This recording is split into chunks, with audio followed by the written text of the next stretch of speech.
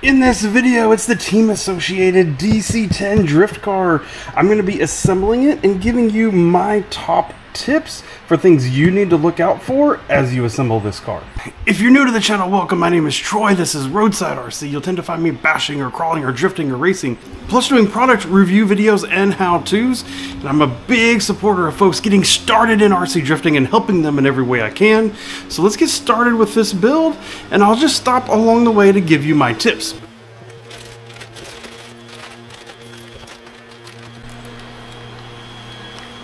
First tip here is you're going to be taking a lot of stuff off of little parts trees like this, and if you use something like a side cutter, it'll clearly make it really easy to take it off. But one of the things you're going to want is a knife or something to take these burrs off. There's certain parts of the car where it's not really going to matter and some of those burrs are okay. There's others in which it really is going to matter. You're going to have to be careful with it. So something like a sharp knife is a super good use here, and you want to make sure that your parts are all very clean as you take them off of those little parts trees. I am a big fan of laying my parts out per the step. So this is even just step number one, bag one, step one. As we're assembling what looks like the front control arms, I really like laying them out because it's easy to then find, like, am I missing pieces compared to what the instructions say. Even in this first step, I almost skipped the little blue spacers right here. So that could have been really easy for me to do. Glad that I laid this out so that I could find it. Highly recommend you do it as well. At this point, as you mount the arms, you're going to want to double check. They should move very, very freely. There should be no binding whatsoever. Very important with a drift car that those suspension arms move very free. As I get ready to put in the rear toe blocks, which do help adjust the rear toe here of the car, it's nice that they do provide you different ones. They provide all the way from half up to 2 degrees of rear toe. The factory setting is 1 degree with the little arrows pointing in on each side, so yes, one of them is upside down. I'm going to assemble the whole car with the factory settings because I want to try it as they intend. The only thing I may have to do is adjust the wheelbase in order to fit the vehicle, the body that I want.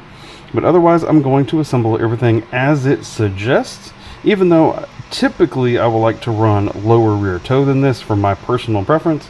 But I recommend also for you that you assemble it per the instruction manual at first. There are parts here where you are putting a metal screw into like this metal pole. Not a lot so far that I found on the kit, but a couple. I do highly recommend some thread locker on those. You do not want those to accidentally back out on you while you're on track and send everybody looking for screws. Now, this is drifting, this isn't off-road, the vibrations are dramatically less. I am planning on only putting a very, very small amount on there. Page 7, we're looking at the steering linkage here, and you have the one with the little standoff.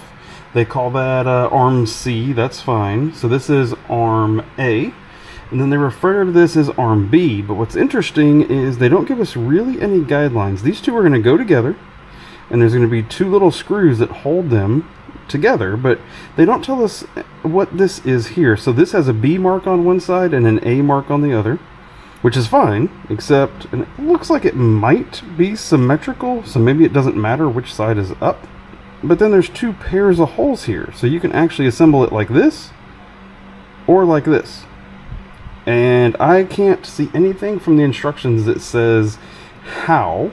If I look at the parts, it looks maybe like it wants the shallower angle here. I had to do a double take here on the little inserts that we're putting into the front shock tower. Those caught me out there at the beginning just a little bit because of the screw being down here versus the screw being up here. And I'm like, well, what the heck does that mean? It means that what we're going to be doing is putting the pin right here on the inside. So all you're looking for is that pin to be on the inside. This screw just helps it coming from this direction so it doesn't come out. And just how these are molded, it means that one's going to be down, one's going to be up, the center, the holding screws. Just completely fine, doesn't matter. But your pin is going to be on the inside, which is what they show you in the instructions with that little area darkened in.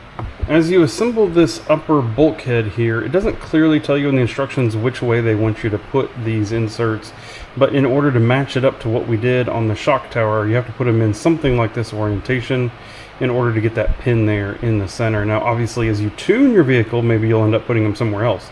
But to get started with, I put them in this orientation to be able to match that front shock tower. And it's worth noting, as you put these little clips in here, it is actually different from the picture than it is down here. So it says your caster setting, which you can change with this back and forth, recommends 12 degrees, which says 6 millimeters worth of clips in the front and 1 in the back. What it shows here is a 1 millimeter plus a 2 millimeter. It shows 3 millimeters in the back and 3 millimeters in the front. So what it's suggesting is that you just leave this 1 back here. Now if you move this 2 up, that's still only 5 in the front. So their math still doesn't quite work out. We'll have to see if it actually could assemble with 6 in the front. Because what they're telling you to use is 7 total instead of 6 total. So there's a little bit of something wonky here. I do typically like a lot of caster in my cars, and so I'm going to go with what they recommend here, which is 1 in the back, and then the 2, and the 1 all in front of that arm. Just confirming here, 1 in the front, 5 millimeters in the back. I don't think another millimeter would fit in here, but we have nice and floppy arms. I don't really have any forward and backwards movement, so I think we're in good shape. I think that is what I would recommend. When it comes to the rear diffs, what they have here is a little space and an O-ring, and this goes in on that side. That's 2 things. One, it's your seal, so really hope that O-ring sets in there nicely and keeps my diff from leaking all the fluid out. The second thing is, I notice it provides a little friction there, so I'm concerned that when I assemble these 2 halves of this diff, and it's not super free rotating. So what I'm going to do is actually use some green slime, which is actually a factory team thing from Team Associated. And I'm going to put just the smallest amount of green slime here on these O-rings. A lot of times this green slime, it's used to help seal things, which is exactly what I'm concerned about here. But it also helps lubricate them so that they spin smoother. So I'm putting just a little bit of green slime on both of these ends. It's going to help it spin a little bit and hopefully keep that from leaking. Big word of warning here. So as you're building the diff, they get here on this step to putting the pins in. Good. They jump over here, you put the cross gears in, the center diff gears in, and then you just slam the whole thing together. Hey, Team Associated, you forgot something super important. The little sun gears. Yep, not in the instructions anywhere. So it's not going to do you any good to assemble this. You're going to get 0 outdrive. So big word of warning. These go in, 1 on each side. You have to line up with that cross pin that's in there. That's how you get drive. And make sure that it seats all the way down. You're going to need to do that on both of these before you put that diff gear in there. Oops. Just a slight little omission there from the instructions. Now on this step, it says to put in black grease number 6588. Shows it being in a little tube. Doesn't necessarily mean it's in a little tube. These are the 3 things that come in the diff, in the case. So we have a 2000 CST silicone fluid. Looks like it's pretty thick just by looking at the bubble in there. I have a 10 weight silicone fluid, which is most likely for the shocks, and then I have a black alien blob in a tub. Maybe this is it. Maybe this is it. I mean, it says black fluid. This is black fluid, but yeah, I don't know. The only things that should have fluid in them in the whole vehicle is shocks and the diff. So why do I have 2? What is that for? As I reread through the instructions, there's multiple times in which they ask for this black grease to be put on threads, like when assembling turnbuckles. So I think that's what that is. It does reference for a higher grip surface, use a 1000 CST fluid. So I think at the end of the day, this is what they want us to use from the factory, is this 2000 CST. Or there's this locker that looks like it would slide in there and you could assemble in and then lock your diff fully, which I don't want. I highly do not recommend locked diffs. I like open diffs a lot, and so we're going to try this at first. I think it's too thick, just looking at the fluid, guessing it's too thick. for what we want to use, but we're going to give it a shot, and probably the car will drive nice anyway. On this step over here on page 13, we're assembling these somewhat overcomplicated, it seems like, battery holders. And it keeps having this little note the battery holder arm position when installing. I kept thinking they were talking about these tabs, the overall design. I couldn't figure out like what the heck they were trying to warn us about. It's the very little ends here. So if you look at the very little ends here, you'll see that one side is rounded and one side is flat. There is two of each. You can assemble them wrong. You can assemble them with the flat side over here instead of the rounded side, so be careful with that. I have screwed all of this up in order to show you why you really want the high motor. So if you don't have the high motor, then the motor's down here and the battery goes in this location. If you have the high motor, like I have the mount, but I have this part wrong, if you have the high motor up, then it frees up all this space underneath the spur gear here, and these two battery holders then get to move all the way back here. You put your whole battery, which is one of the heaviest things that you will have in your whole car, you have your whole battery moved back almost an inch right over your rear tires. That is awesome for performance.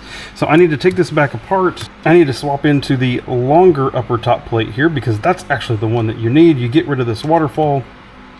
This longer top plate goes in there. That's actually what we need. So let me step into that and show you those steps real quick. You take this waterfall out that we had previously put on there, and then with the non 6mm rise in here, put this in, and then you can attach it straight across right there. Now this whole part can bolt into the car. All right, now we're in there with the battery more in the rearward position and this longer bar on there. That is what I screwed up before. That it's about this time in the instructions where it tells us to put these body post pivot things on. Not planning on doing that, because, and I hope you do not either, we're going to end up modifying these body mounts in order to use like magnets for the body. We do not really want to poke holes in our body and have this stick through. So you can, I feel free, and I suggest that you as well skip this step. We are here, page 14. We're assembling the front hubs here. And one thing that I notice on here, if you look, it's not symmetrical. You see where this end comes out, there's like a little notch in here. Like it's a little different one side versus the other. This side completely smooth. This side like has, you know, some cuts in it and stuff. So you can clearly see they're not the same. In the instructions, this bit is hidden behind. And if I assemble it this way, or if I assemble it this way, I can get it wrong, because these are left and right sided, but they're not marked. And it doesn't clearly tell me here which side I should be putting that in. So if you start getting a little sneaky, and you start looking in some of these other other instructions that come later in, what you will see is it wants this to go in on the open side. I'm going to call this the closed or the smooth side. I'm going to call this the open side. That is the side, I believe. I may be massively wrong, but based on what I can see in the other images, that's how they want it assembled. The side with the cutout in it is the side that the ball gets. I want you to watch right here on this cross pin. In the bag that cross pin's in, there's 4 that are kind of thicker like this, and there's 2 that are a smaller diameter. You do not want those 2 smaller diameter ones. And they have these fake brake calipers that you can bolt on outside that wheel. Yeah, I'm not doing that. I'm taking that right back off. These things are notorious in other brands and other companies that have done this before. They are notorious for getting bound up on those and causing some drag and stuff like that, either dragging on the wheel itself or dragging on this fake brake rotor. Nope. Screw comes right back out, and I'm not personally putting those on. Things of note as we pop these in here on the arms, the ball ends here are not the same top and bottom. The way that I have them oriented here, if you look at the other side, it is a noticeable difference top versus bottom, how open the ball is. You want the open side towards you so that you can pop these down in there. You do not want to try to force it through the smaller side. Also, again, it does not clearly say in the instructions at this step, but I'm assuming this ball needs to be facing up And that's how you're determining your left versus your right on this, is that the ball needs to be facing up. As I assemble the shocks, it just says to put on a rod end. And they give you 3 different, which is actually pretty awesome. I like the fact that they give you those 3 different choices. I typically like to run really long, but I don't know what the length is of the springs that they're giving us. I don't know how that's all going to set up with it yet. Based on the picture, it looks like they want you to run the shortest one. I'm going to go ahead and jump to the middle one. Again, this is a place where please use shock pliers. RC drift shocks are the performance of them is very important. You do not want them to leak. You do not want anything like that. So please use a shock plier so that you do not scratch up your shock shafts. It's very important. Tips here as you build your shocks. 1, if you have a stand like this, it really does make life easier. So if you don't have one, I'll leave a link down to the video description below. 2-1. Once you fill them with oil, of course, you're going to pump them up and down to get the air bubbles out, and you're going to sit here and let it dissipate. Now, in order to help set rebound with a drift shock, where the piston is when you put the bladder on matters. So at this point, I'm going to break into front and rear shocks, and I'm going to set them differently. My front, I want a lot of rebound. I want, when I come out of that corner, to get on the gas, and I want that front end to be able to rise up very easy. So that means I'm going to assemble the shocks just almost at the very bottom of their stroke. And then I'm going to put this bladder on very carefully. I'm going to slide it in here to make sure I don't get any air bubbles in. We're going to set this on the top there. And then we screw the cap on. And because of that bladder in there, what I should be able to do is push this in, and it'll push it back out. Just like that. That means we got a good seal in there. Now when I do the rears, I'm not going to show you, but when I do the rears, I'm going to assemble them much more about halfway to a little bit past halfway in the stroke, because again, I want that car to squat when it comes out of the corner, so I want it to be able to do that. It says that when you use the high motor setup, which I am, to use the hard yellow, these are the yellow, hard yellow springs in the front. Now, why that doesn't make any sense is because when you use the high motor setup, you move the motor to the rear and you move the battery to the rear. So you're physically taking weight off the front end. And then they have you using the hardest spring when you have the least weight up there. When you use the low motor, which has more weight on the front, when you use that low motor, it says use the medium green spring.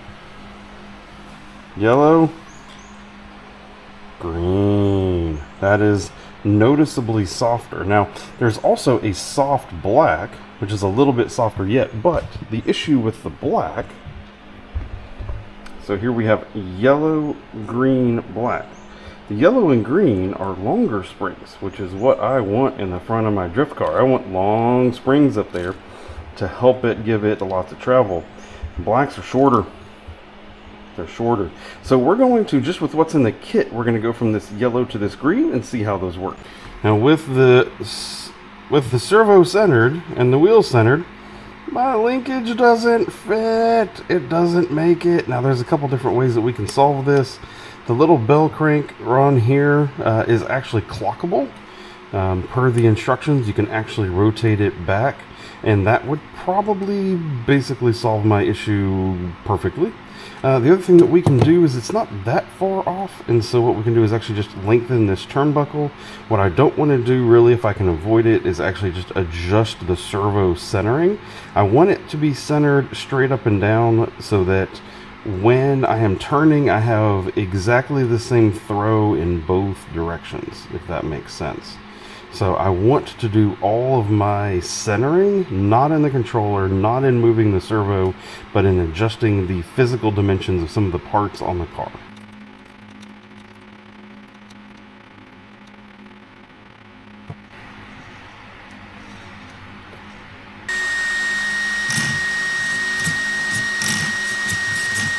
The tools that I used for this: shock pliers, knife. Use the knife a lot and a lot. Just something to get in and help turn the rod ends as you're making turnbuckles. Electric screwdriver, very, very handy with a 2mm, 1.5, and 2.5mm. You use all of them at some point. box end wrench for the wheel nuts, a scale you will use a lot and a lot. Either a scale is really good or a set of calipers is even better in most situations. A set of needle nose pliers along with a set of just opening jaw pliers plus some locking pliers. The kit also calls for thread locker and green slime, both of which are not included in the kit as well. I hope you found this video useful. Maybe you are considering getting the DC10, or maybe you're in the process of building it right now. I hope all these tips were useful for you. If you have any questions about them, leave them down in the comments section below. I'm also going to be building a Team Associated DC10 playlist. Next up is going to be me installing and testing all the different electronics to go in the car and getting the body mounted, wheels and tire choice, all of that kind of stuff. But if you are building the kit, I hope this was very useful for you. So thank you for watching, and goodbye.